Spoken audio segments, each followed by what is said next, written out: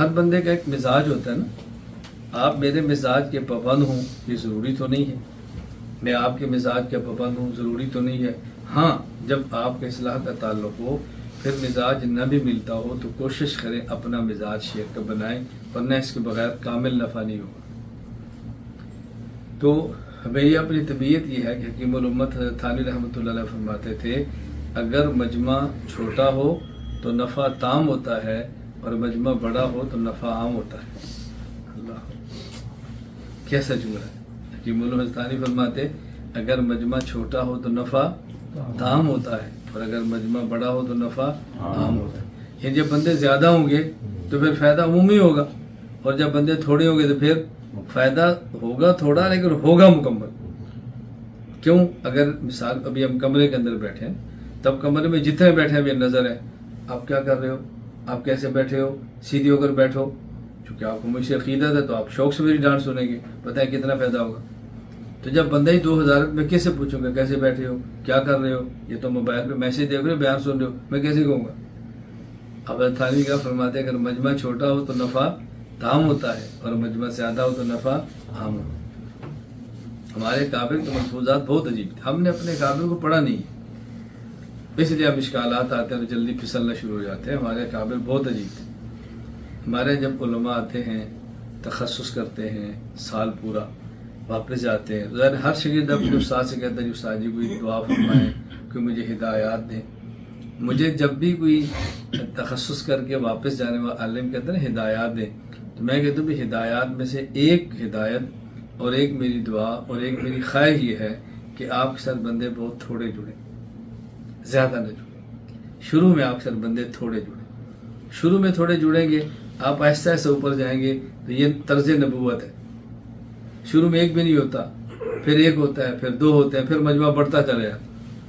اور جن کے بیانات شروع میں مجمع بڑھ جاتا ہے تو وہ لوگ خراب ہو نہ ہو وہ خود خراب ضرور ہو جاتے ہیں. اللہ کہ اللہ تعالیٰ فضل فرمائے، اللہ اپنے کرم سے اصلاح فرمائے کسی کی. تو میں نے کہا میری خواہش ہے کہ بندے تھوڑے ہو. اور آپ دیکھ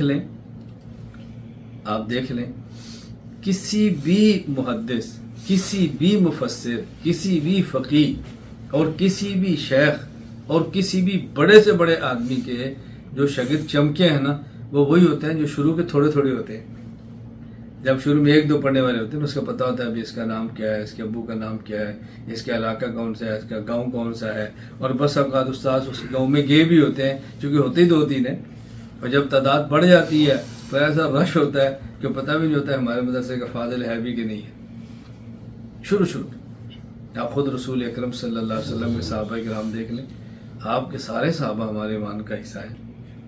آپ کے سارے چمکتے ستارے سب ایسے، لیکن ان میں ابو بکر وہ اس وقت جب حضور اکیلے تھے تو اس وقت کے، عمر جب 2-4 تھے، عثمان جب 7-8 تھے، علی جب حضور اکیلے تھے. وہ جو شروع کے تھے نا ان کا ہر کسی کو نام آتا ہے. اور جب مجمع بہت بڑا ہے 1,24,000 ہے تو ان میں سے کتنے ایسے ہیں جن کا نام ہی تاریخ میں نہیں ہے، لیکن ہے تو وہ بھی صحابہ ہمارے ایمان کا حصہ. اللہ تعالیٰ نے فرمایا قد افلح من تزکا وذکر اسم ربہ فصلی. بس وہ شخص نجات پائے گا جو اپنی اصلاح کرے گا، اپنا تزکیہ کرے گا. اور یہ ہم یاد رکھ لیں جس بندے کو اپنی اصلاح، اپنا تزکیہ اور اپنے آپ کو ٹھیک کرنے کی فکر ہے وہ کڑوی دعا بھی کھائے گا، وہ کڑوی ڈانٹ بھی سنے گا، وہ مزاج کے خلاف بھی باتیں سنے گا، وہ کہیں نہیں جاتا. لیکن جس کو ہمارے یہاں کئی بار ساتھی تشریف لاتے ہیں تو میں آنے والوں کا اٹھ کر استقبال کرتا ہوں، بڑی عزت کے ساتھ ملتا ہوں. لیکن اس کے بعد میں سمجھاتا رہتا ہوں کہ جب آپ اتنا لمبا سفر کر کے آئیں تو اس پروٹوکول کی نیت سے نہ آیا کریں کہ مجھے اٹھ کے ملنا ہے. نہ ملے تو آپ کا مزاج خراب ہو جائے گا، تربیت نہیں ہوگی. یہ نہیں کہ ہمیں اٹھ کے ملنا نہیں چاہیے، لیکن اس ذہن کے ساتھ نہ آئیں. بس اوقات ہم آتے اسی ذہن کے ساتھ ہیں، نہیں تشریف رکھے، اور بیٹھتے نہیں ہیں، کھڑے کہتے ہیں تشریف رکھے، نہیں اٹھ جائے، اٹھ کے ہمیں ملے. آپ نے کبھی دیکھا ہوگا میرے ساتھ ایسے بہت ہوتا ہے، یعنی کسی کو اٹھ کے استقبال کرنا چاہیں تو وہ نیچے نہیں بیٹھتا، خود کھڑا بھی رہتا ہے، ہاتھ ایسے بھی رکھتا ہے، پھر یہ بھی کہتا ہے نہیں تو آپ بیٹھیں آپ تکلیف نہ کریں. تو بھئی اس ہاتھ کو پیچھے کر لو نا تاکہ تکلیف نہ ہو. سٹائل ایسا بناتے ہیں کہ اٹھ کے ہمیں ملے، اور زبان سے کہنے نہیں آپ تکلیف نہ کریں. پھر بندہ سمجھتا ہے کہ نہیں اس کا جی چاہ رہا ہے اٹھ کے ملو، تو ویسے یہ کہہ تو رہا ہے تکلیف، لیکن چاہتا ہی پھر ہم کہتے ہیں اٹھ کے ملو تاکہ ان کا موڈ آف نہ ہو. یہ اتنی ضروری باتیں ہیں. اب ظاہر ہے ابھی میں کتنی باتیں کر سکتا ہوں، زیادہ تو نہیں کر سکتا، لیکن جب مسلسل مائیت میں رہیں گے، مسلسل صحبت میں رہیں گے، مسلسل پاس رہیں گے، تو پھر انسان کی کیفیت بدلتی ہے، پھر انسان ٹھیک ہوتا ہے. اللہ تعالیٰ میری بھی اصلاح فرما دے، اللہ تعالیٰ آپ کی بھی اصلاح فرما دے، اللہ تعالیٰ آخرت کی فکر عطا فرمائے.